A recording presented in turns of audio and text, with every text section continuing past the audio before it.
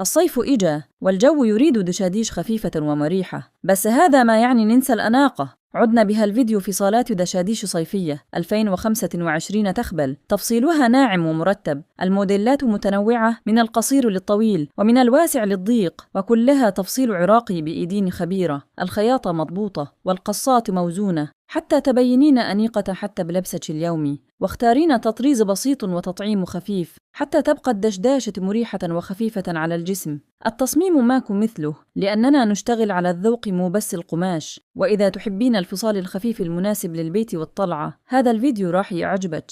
اشتركي بقناة فصالك علينا، لأن الصيف عدنا غير، والتفصيل دايما أول بأول.